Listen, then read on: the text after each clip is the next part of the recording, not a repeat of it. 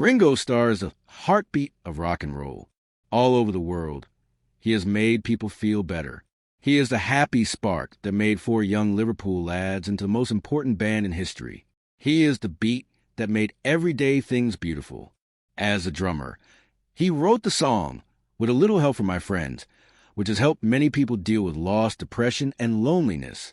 As a child, he was hurt by being poor, being in war, and being in hospital beds, where he almost died twice.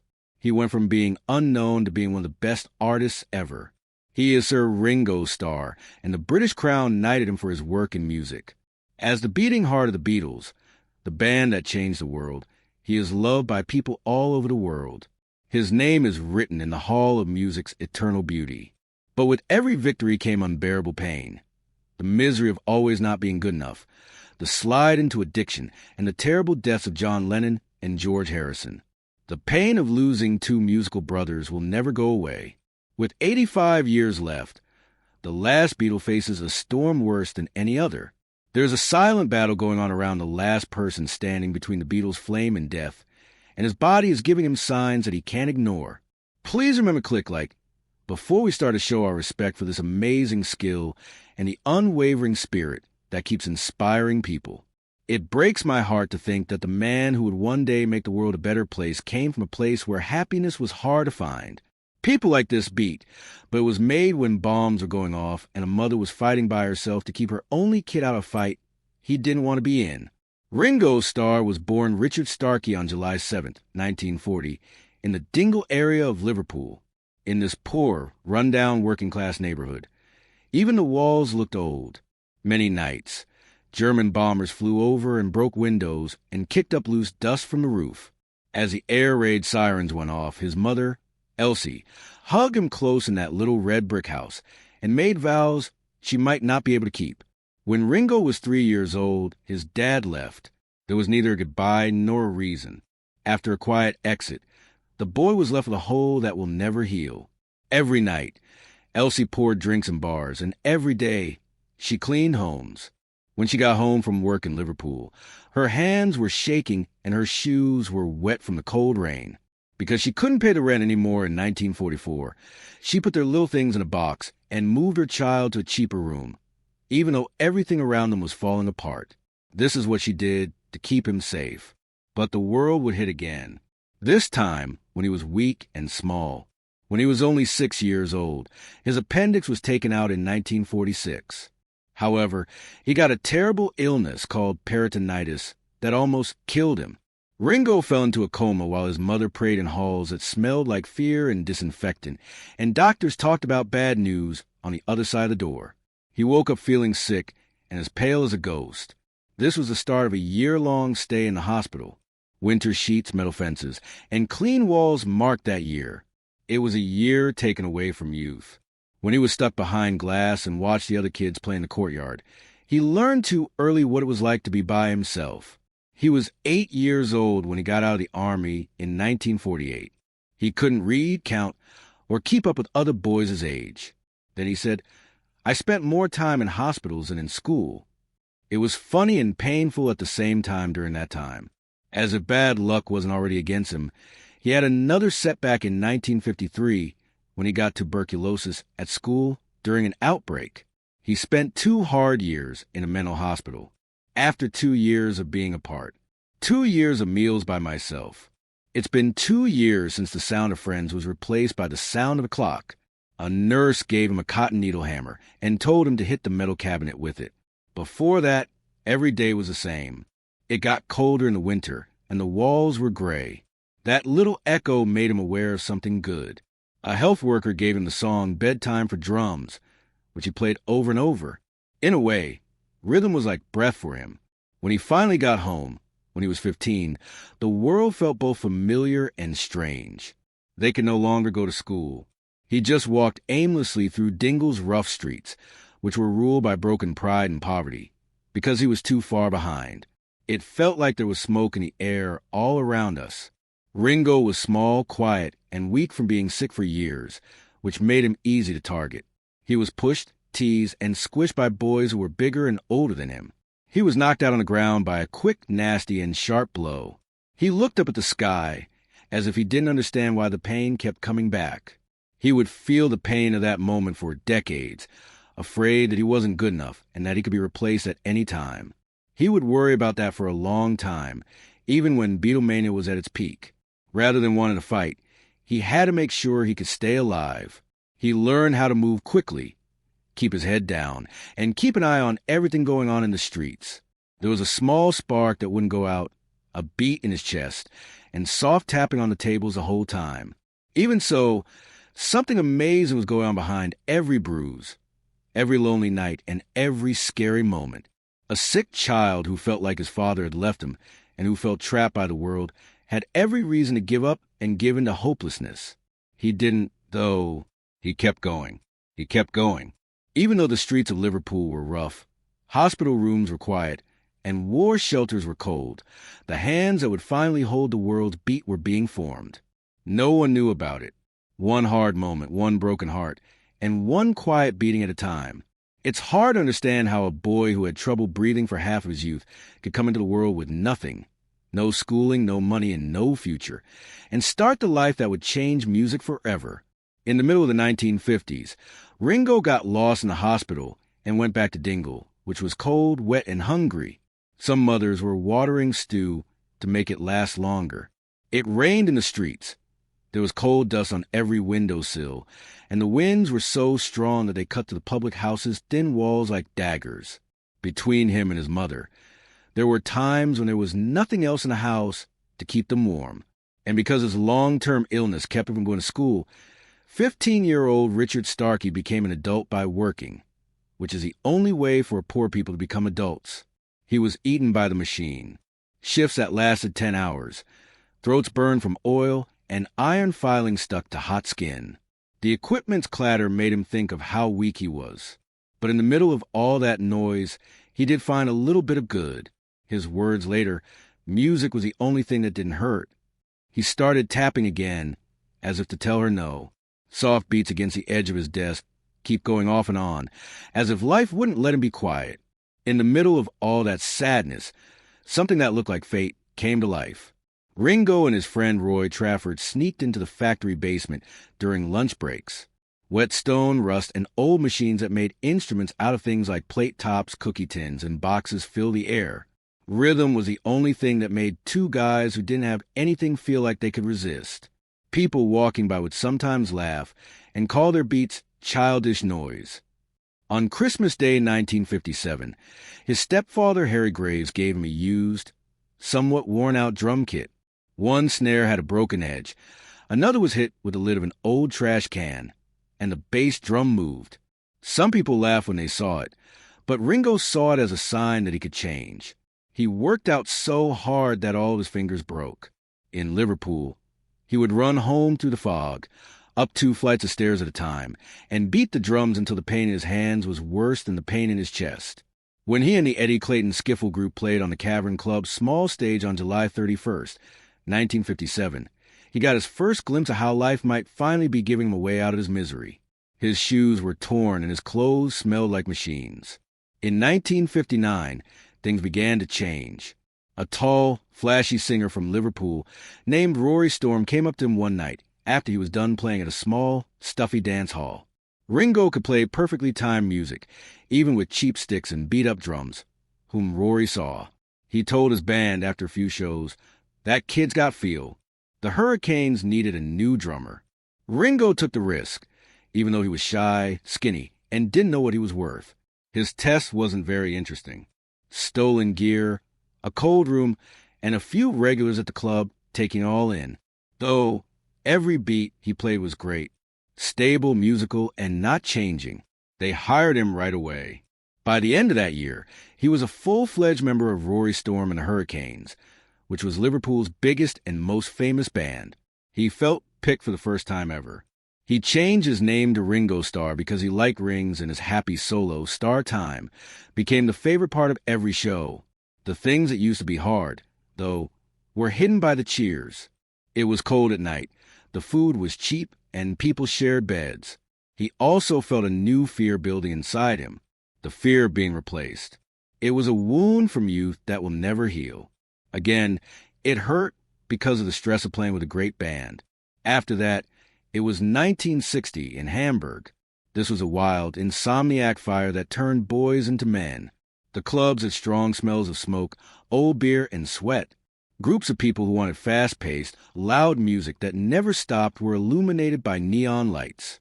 They played for 7 hours every night, 6 or 7 nights a week. People washed their clothes in sinks and slept in small attics where the walls and ceilings were sweaty. Anything they could find, like a bowl of thin soup or old bread soaked in strong coffee, they ate. They were completely worn out. Ringo would sometimes fall asleep while sitting up straight with his drumstick still in his hands. But Hamburg strengthened him, taught him new things, and changed his feelings into something that was hard to ignore. Tony Sheridan, who is known as the king of the Reeperbahn scene, even tried to get him to leave. He had been trying to say this since he was a child, and this showed that someone important finally got it. At this point, fate stepped in. In the smoky chaos of Hamburg, Ringo kept running into John Lennon, Paul McCartney, and George Harrison, 3 kids from back home. He filled in for Pete Best sometimes, and they watched him from the shadows and talked about that lad with the feel. The mood in the room changed every time he sat behind their gear. Some people kept making fun of him, and club owners still didn't think he was strong. Even so, he still sometimes went to bed hungry. But something changed. He knew about it. They knew about it. Ringo would say many years later that it was true. I didn't know it at the time, but everything was leading me to them. Every sickness, cold night, taunt, shift at work, and rap on a hospital cabinet had led him to this one meeting with fate. It was a big city with lots of noise, bright lights, and people trying to stay alive. Youngster had nothing before he met the people who could help him change the world. No one could have known in 1962 that the quiet drummer with the old drum kit would lead to the biggest culture explosion of the 20th century. Everyone didn't know that the world had changed when Ringo Starr joined the Beatles on August 18, 1964. But the way forward wasn't paved with cheers. At first, it was hostile. When Ringo said never, the fans yelled "Pete forever" and got rowdy. Threats were sent to Ringo's door in letters, and George Harrison was hit in the head outside of the Cavern Club. Even though he was in the band, his old fears came back to haunt him. John, Paul, and George would sometimes hide his drums, give him the wrong call time or fake small emergencies to see how well he could handle the chaos. Later, he said, "I always thought I'd be the one they'd replace." And after being abandoned her whole life, her father leaving her when she was 3, and years of being sick by herself, the wound was real. His beat remained strong despite rejection and fear, and it would soon rock the world. The storm started in early 1963, and Beatlemania erupted with force that had never been seen before. People screamed and cried in the airports, and girls passed out at the sight of him. 73 million Americans watched the Beatles on The Ed Sullivan Show on February 9, 1964. Behind his drum kit, Ringo was seen to be happy. He smiled to hide the fact that he hadn't slept in 40 hours, ignored his fever, and never talked about his fear. After 4 months, more than 500 schoolgirls broke through police lines to get to him in San Francisco. So many fans felt his feet that police had to make a human wall. It was crazy how famous they were.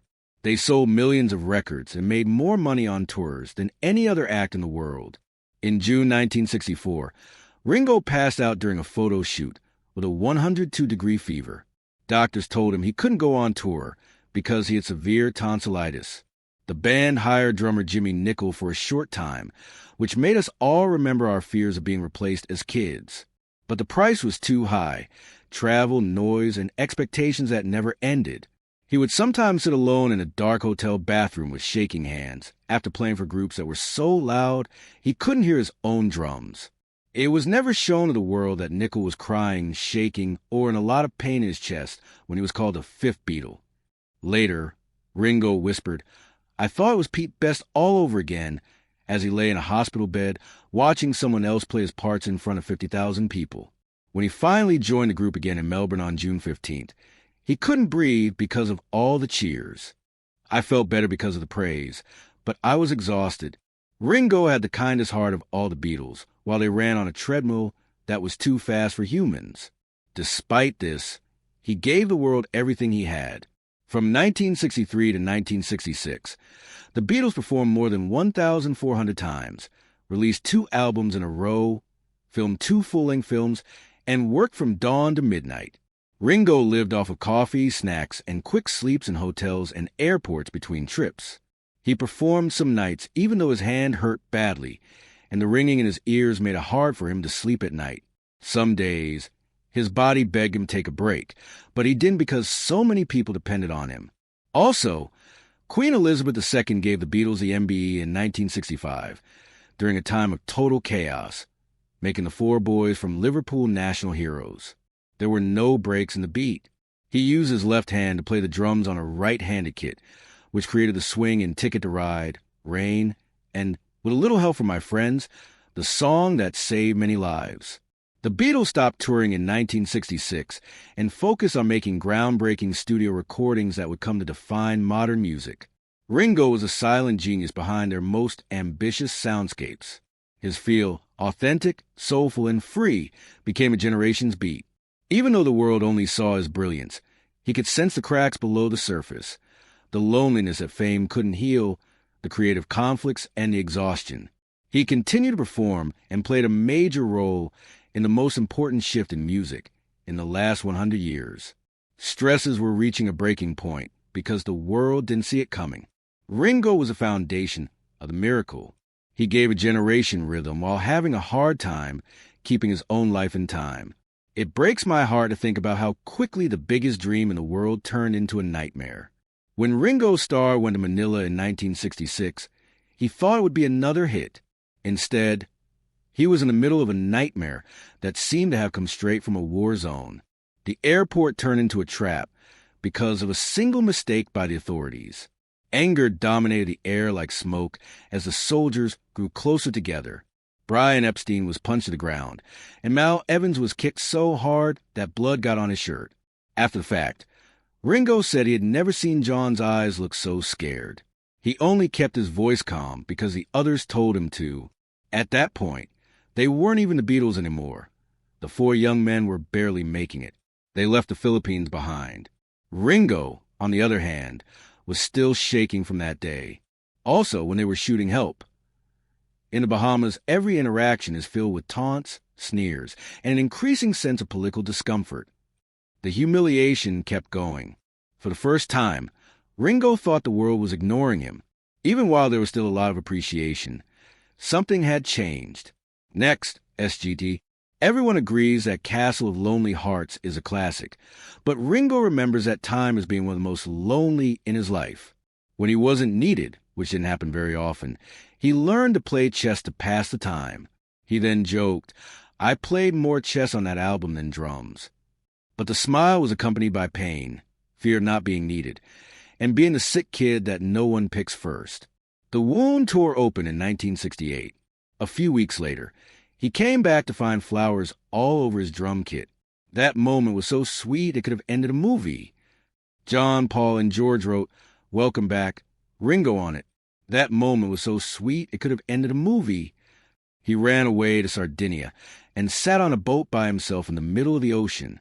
That's when he began writing Octopus's Garden, a song about wanting to be somewhere quiet where no one screamed, fought, or was mean. Soon after, Ringo saw John Lennon's 36-hour desperate attempt to stop using heroin. It was one of the most painful nights in Beatles history, and Yoko held his hands while he screamed in pain, shook wildly, and was drenched in sweat. Ringo stood in the doorway, sad and useless, as he watched the man he loved like a brother fight pain and demons that no one could take away. The worst part was over by 1970, and Ringo read in the paper that the Beatles had broken up. A few days later, Paul sued to sell everything they had built, and Ringo backed him up. This made things worse between John and George. He sat in his yard by himself for hours and just stared at nothing. While everyone else watched the band break up, Ringo felt like a family was dying. Paul's first solo record, Sentimental Journey, got lost in all the attention he was getting. The worst blow was when his ambitious furniture company, ROR, got a $10 million deal to furnish castles in the Middle East, but not a single one sold. The pricey designs were just sitting in Liberty and Harvey Nichols, gathering dust, like a building full of failed projects that were never used. Ringo, who was once loved by millions, was broke, had questions about his art, and was scared to ask himself, "What am I without them?" He went to the movies to escape, but they didn't protect him. In The Magic Christian, 1969-70, he had to watch scenes that made him so miserable that he later said he wished he had left the set. In Son of Dracula, 1974, and Listomania, 1975, he had to watch even stranger parts of the film, where he was laughed at more than liked. And while filming Caveman in 1981, he broke his arm during a stunt, which kept him from making music and left him feeling emotionally shook. He was already making plans to marry Barbara Bach, an American actress he met on the set. She kept him warm and safe when everything else was going crazy, and then he had a fall he never could have imagined. He found comfort in alcohol and cocaine, and each day he mixed 16 bottles of wine together. The days went by, and the rooms changed shape. Friends avoided him because they didn't know which version of Ringo they would find, and he finally took too much in 1978. As the slide got worse instead of better, darkness suddenly broke out in 1988. He destroyed his own home in a fit of rage, making his staff think that someone had broken in and scavenged it. He was more upset by seeing the picture of Barbara than by any fall in Manila or insult in the studio. She looked scared, shaken, and hurt. He told himself, "If I don't change, I won't make it." He and Barbara went to Arizona to get help together. In those centers' quiet rooms, Ringo heard his own heartbeat for the first time in decades. It wasn't showy return. Instead, it was focused, humble, and amazing. Ringo has been sober since 1989. We got clean in rehab, and he has stuck to this choice for more than 30 years. He started praying twice a day, eating only plants, and staying away from garlic and onions because he had been allergic to them for a long time. Over time, the man who used to fall asleep with drumsticks woke up with a purpose, a steady mind, and a kindness that had been buried for years. He played to packed theaters and stadiums all over the world on many trips spanning 30 years. This showed that an artist's spirit is measured by how long they work, not by how famous they are. But as he rose, life tested old wounds. At first, reviewers laughed and said it was just memories and a short spark from a star who was leaving. But Ringo had a stronger faith, and each time he went on stage, it was with a different group of great artists. Due to a contract disagreement, he lost his beloved role as the voice of Thomas the Tank Engine, which brought him to the attention of a whole new generation.